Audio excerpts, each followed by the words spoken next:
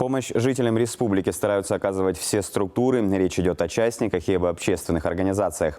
К примеру, партия «Единая Россия» собрала все регионы на селекторное совещание. Ее провел лидер всероссийской организации Дмитрий Медведев. Партийцы обменялись опытом работы в режиме всеобщей самоизоляции. В некоторых регионах единороссы закупают бензин для медицинских автомобилей, в других заказывают горячие обеды в кафе для врачей и волонтеров.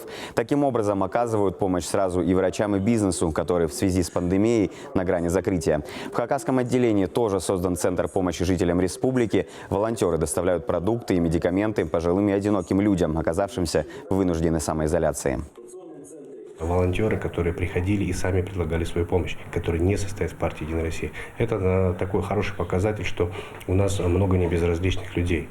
Поэтому мы на сегодняшний день работаем в авральном режиме. С 8 до 8 у нас колл-центр принимает все заявки. Это не только город Абакан, это вся республика.